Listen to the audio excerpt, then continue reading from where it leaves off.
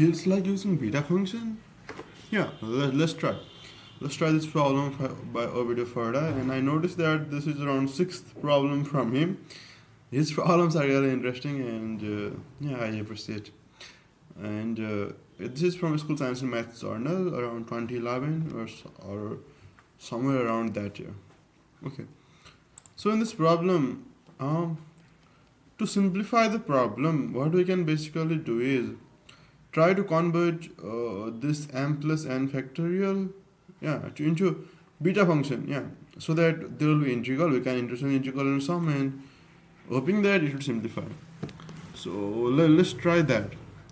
Now for having m plus n factorial in denominator, that means for having gamma of m plus n plus 1, we need to have either gamma of m plus 1 and then gamma of n or and gamma of n plus 1, any one of them. Let's try this combination. Let's try bringing this in the sum, and let's see what happens then. Sum from m equals to 1 to infinity n m. Now let's bring this, that is m factorial n minus 1 factorial, and then by m plus n factorial. Now we also have to divide by these things, so divide by m factorial, divide by n minus 1 factorial as well. Okay, so now after this we can write this as sum from n equals to 1 to infinity, sum from m equals to 1 to infinity. Also, one of the benefits is of doing this is that I also first of all, let me just make some manipulations. Factorial 1 by m minus 1 factorial. Now this integral from 0 to 1, 1 minus t to the power m and t to the power n minus 1 dt. One of the benefits is, now if I take the integral outside, m and n variables are independent of each other. Over here they were dependent, they were combined, but now they are free from each other, and that's also a benefit, because if they are free we can take independent sums, and that's helpful. 0 to 1. Now let's deal them one by one, because both of them are now different. So first of all, let's see for the n by n minus 1 factorial, and t to the power n minus 1 is here, and the other is sum from m equals to 1 to infinity. Okay, sorry, this is being too rough. And 1 minus t to the power m by m minus 1 factorial. Okay, and this is dt. Okay, now it's easier to deal with. So for this thing, how do we simplify? Basically I can reduce a minus 1 and then plus 1. That will simplify the stuff, because it cancels out with denominator. N equals to 1 to infinity t to the power n minus 1 by n minus 2 factorial plus t to the power n minus 1 by n minus 1 factorial. Okay, and over here, sum from m equals to 1 to infinity 1 minus t to the power m by m minus 1 factorial and dt.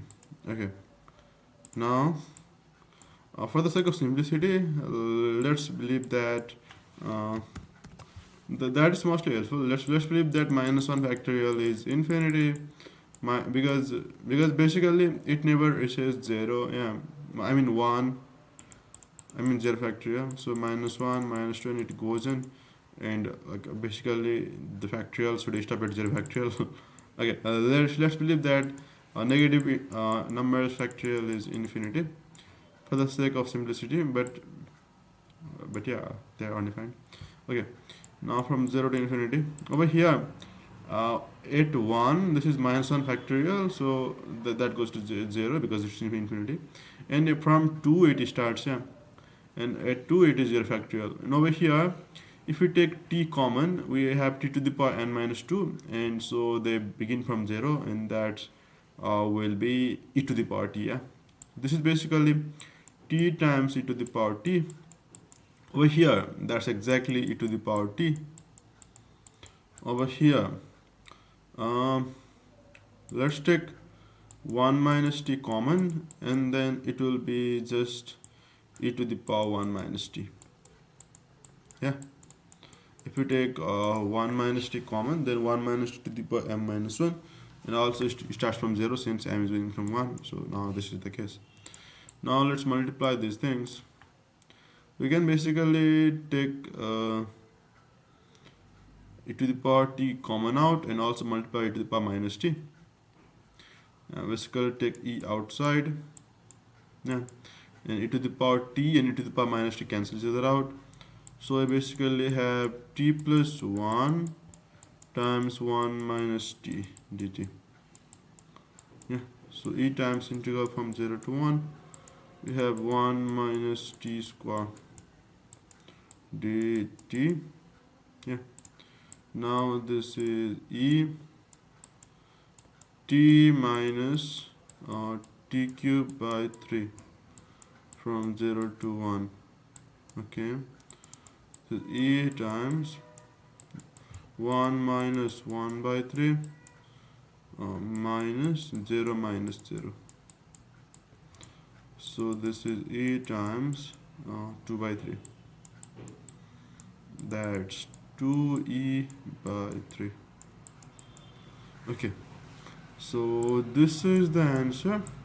And yeah, using beta function really simplified this problem a lot. Basically, there was a combination of m plus m and n. Yeah, using beta function helped us to separate these variables, and now those were free of each other. And once they were free, we could deal with individual sums, and that was also easy.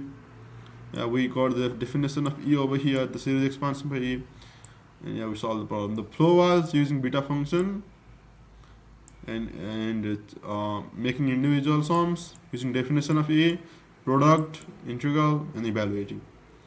That was it. Hope you enjoyed the solution development, and yeah, from now I do hope that you can also use such ideas in different problems. Do enjoy. Thanks for watching. Look forward to seeing you in the upcoming videos too.